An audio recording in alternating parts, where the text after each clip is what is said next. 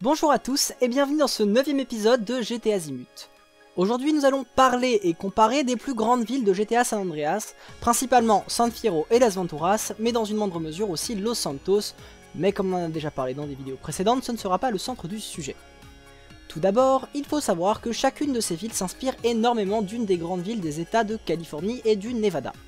Los Santos représente Los Angeles, San Fierro San Francisco et Las Venturas Las Vegas. Il est intéressant, avant de se plonger dans les villes du jeu, de jeter un œil dans l'histoire et la démographie de chacune de ces trois villes. En effet, dans des pays comme les États-Unis où les communautés se mélangent assez peu, il est important d'étudier brièvement la répartition ethnique de chacune de ces villes, qui est loin d'être identique. Malgré que Los Angeles était une ville majoritairement hispanique, GTA San Andreas a pas mal popularisé la population noire de Los Angeles. Mais au vu des chiffres, ils sont une minorité dans la minorité et leur population au sein de la ville a même tendance à décliner, à tel point qu'aujourd'hui la proportion de noirs est plus grande à Las Vegas qu'à Los Angeles, et que les asiatiques sont devenus plus nombreux que les noirs à Los Angeles. Dans tous les cas, Los Angeles reste une ville très multiculturelle et Los Santos le montre bien en mettant en avant des gangs de différentes minorités. Pour San Francisco, on peut voir qu'il se détache une importante communauté asiatique, qui sera très présente dans le jeu.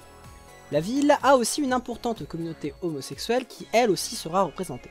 Las Vegas a une démographie à peu près comparable à Los Angeles, à la différence que les blancs sont majoritaires sur les hispaniques. Et historiquement, cette ville développée grâce aux jeux d'argent et aux casinos est plutôt contrôlée par la mafia italienne que par les gangs d'une autre minorité. On va maintenant décrire les différents districts des deux villes de San Fierro et de Las Venturas et commençons notre description par San Fierro. Pour éviter de s'y perdre, j'ai réparti la ville en 4 grandes zones. Zone nord-est, quartier de la finance, zone sud-est, autour de Cranberry Station, zone nord-ouest, les vallées, zone sud-est de la plage et des arcs-en-ciel. En plus de ces 4 zones, on peut en ajouter 2 petites, Foster Valley au sud et Easter Bay à l'est. Commençons par le nord-est qui est le quartier le plus dynamique de la ville et le mieux desservi par le tram qui fait la fierté de la ville. Au nord de ce quartier, on trouve Esplanade North, connu pour être un attrape touriste avec son Pier 69. L'est, c'est Esplanade East, c'est aussi un lieu prisé des touristes, mais aussi des locaux pour ses centres commerciaux. Downtown San Fierro est le centre de ce quartier nord-est, c'est un quartier commercial avec bon nombre de buildings, mais aussi le QG de la police de la ville. Au cœur même du district de Downtown, on trouve le district de Financial, qui est le cœur économique de la ville, et comme son nom l'indique, c'est un haut lieu de la finance. Le nord-ouest de San Fierro est un espace résidentiel composé de vallons et de plusieurs districts extrêmement riches, comme par exemple Calton Heights, connu pour sa rue Windy Street, qui fait des zigzags le long d'une colline.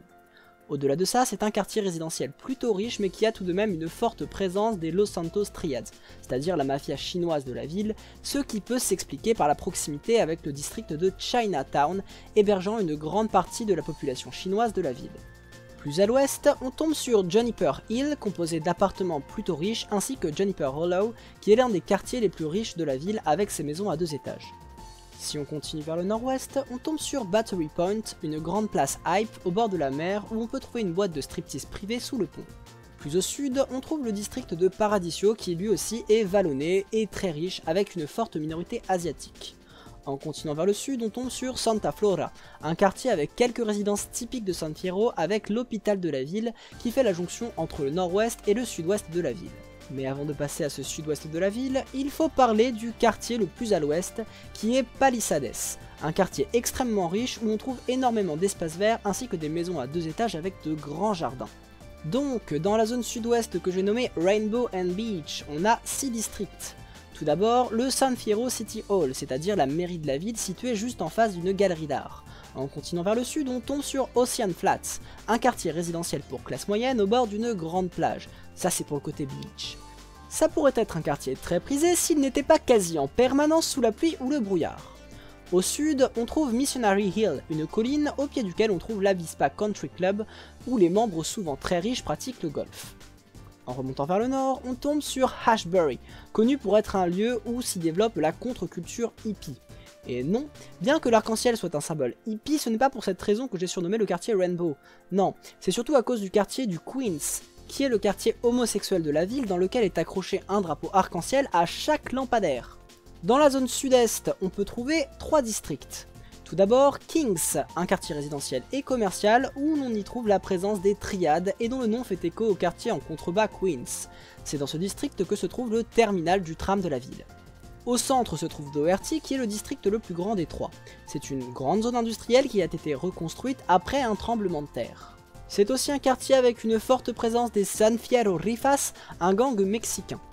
On y trouve aussi la seule et unique gare de la ville ainsi qu'une caserne de pompiers. Le district semble spécialisé dans l'automobile puisqu'on y trouve une école de conduite, un concessionnaire, un garage spécialisé dans la modification de voitures, un pay and spray et enfin le garage de CJ, le protagoniste principal du jeu. Le troisième district est Garcia et c'est aussi le terrain de jeu des Rifas. C'est un quartier à la fois résidentiel et commercial qui est finalement complémentaire avec Doherty. Pour finir la description de San Fierro, il y a deux quartiers à part. Tout d'abord Foster Valley, un quartier dynamique rempli principalement de bureaux, mais aussi d'une zone commerciale très hype sous la forme d'une allée. Au nord, on trouve même le Corvin Stadium. Enfin, il y a le quartier d'Easter Basin qui est une base navale ainsi que l'aéroport de la ville. C'est donc dans ce coin que transite la plupart du fret de la ville. On en a donc fini avec la description de San Fierro et on peut se rendre compte que les développeurs ont bien réussi à reproduire San Francisco, tant sur le plan visuel que sociologique, où les vallons, les minorités homosexuelles, hippies ou asiatiques forgent l'identité de San Fierro comme elles ont forgé celle de San Francisco. Contrairement à San Fierro où on a un gros bloc, pour Las Venturas, on peut répartir la ville en plusieurs parties bien séparées les unes des autres. En effet, il y a un périphérique nommé Julius Thruway qui sépare la zone intérieure de la zone extérieure. À l'intérieur du périph', on peut trouver trois grandes zones, le quartier autour de The Strip, l'aéroport et Red Sands. Tout d'abord, le quartier le plus emblématique est le quartier des casinos qui est situé de part et d'autre de The Strip, la rue principale de la ville. En plus de ces casinos, la zone est connue pour ses boîtes de striptease. Dans les 2/3 sud de la rue se trouve la quasi-totalité des grands casinos. Il y en a 11 et je vous laisse compter les allusions olé olé dans leur nom. Bref, commençons par la partie à l'ouest de The Strip et du nord au sud on a The Visage qui est le second plus grand casino de la ville, reconnaissable par sa fontaine, Pirates in a Man's Pants qui a un gros bateau juste devant, The High Roller qui a pour seul signe distinctif un gros tapis roulant et des colonnes, The Pink Swan dont l'emblème est un signe rose, The Four Dragon Casino, qui est le casino des triades, c'est-à-dire de la mafia chinoise de San Fierro. Ensuite, à l'est de The Strip, du nord au sud, on a Starfish Casino, qui est un casino qui fait de la pub à la radio pour faire venir les familles et prendre l'argent des enfants. The Clown's Pocket, qui a un gros chapiteau devant et on peut y acheter une suite. Caligula's Palace, le casino d'inspiration grecque contrôlé par la mafia italienne. Royal Casino qui me fait penser à un palais du Moyen-Orient avec ses coupoles. The Camel Toe, un casino d'inspiration égyptienne avec des répliques de pyramides, de sphinx et d'obélisques. Et enfin Camelot qui fait référence aux légendes arthuriennes et qui ressemble à un gros château. Dans le tiers nord du quartier de The Strip, on trouve une zone avec toujours quelques casinos, mais qui est un peu plus commerciale. Il y a tout d'abord l'Old Ventura Street avec certes beaucoup de commerces classiques, mais énormément de clubs de striptease, et c'est aussi ici qu'on trouve une chapelle où l'on peut faire des mariages minutes. À l'est, on a Pilgrim, qui compte des motels et un parc. Au nord-ouest, on a Rocca Escalante, qui a plusieurs hôtels, mais surtout la banque de la ville, la cour de justice et le commissariat. Bref, la grande majorité des services publics. Et enfin, tout au nord se trouve le dernier des grands casinos, The Emerald Isle, qui fait environ 100 mètres de haut et qui serait le casino le plus haut de la ville. Le second grand quartier du centre de Las Venturas, c'est Red Sands. La partie est est la continuité du quartier commercial de The Strip, et la partie ouest est beaucoup plus résidentielle avec une population plutôt latino et tout type de maisons, comme des apparts et des maisons individuelles. Le quartier compte aussi un stade de baseball, une caserne de pompiers ainsi que quelques commerces. Bref, un quartier où plusieurs classes sociales semblent cohabiter. Dans le sud, on peut trouver l'hôpital qui se trouve juste en face de l'aéroport de la ville. Ce qui nous amène à la dernière partie du Las Venturas intérieur, qui occupe une superficie non négligeable, c'est l'aéroport de la ville qui a la particularité d'avoir un très gros dépôt de fret. Passons au quartier extérieur du périph' de Las Venturas et on peut en compter 3 ou 4 gros, dont aucun ne sont reliés entre eux. Il faut donc passer par le centre ou l'autoroute pour aller de l'un à l'autre. Commençons avec Prickle Pine, un vaste quartier résidentiel très aisé du nord de Las Venturas. Il y a surtout des maisons individuelles, mais ceux qui ont choisi de vivre dans un lotissement ont le droit à un court de tennis privé.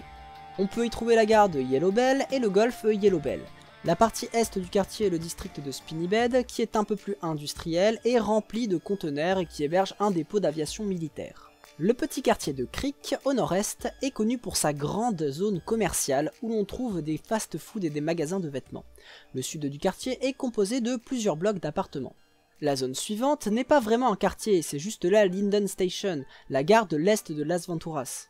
Au sud-est se trouve le quartier de Rockshore, la partie centrale est résidentielle et la présence de maisons individuelles pourrait indiquer que les résidents sont plutôt riches. Néanmoins, la proximité avec le Last Dim Hotel, un hôtel malfamé à l'ouest du quartier, pourrait faire baisser les prix. J'opterai donc plutôt pour de la classe moyenne. À l'est, il y a des appartements et un dépôt de fret et une zone encore en construction. Blackfield est le gros quartier du sud-ouest de Las Venturas, même si sa partie sud-est est déconnectée du reste du quartier. Dans cette partie déconnectée, on y trouve la chapelle Blackfield et Randolph Industrial Estate, une station de cargaison pour bateaux.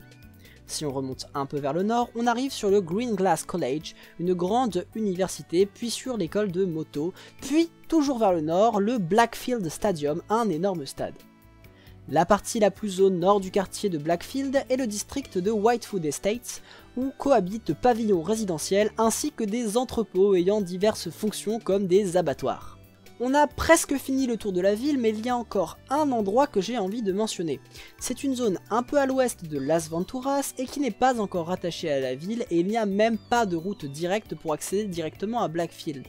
Cette zone fait officiellement partie de Bond County et compte un ammunition, un club de striptease et surtout pas mal de caravanes. À voir si le lieu peut se développer et devenir une ville à part entière ou être rattaché à Las Venturas.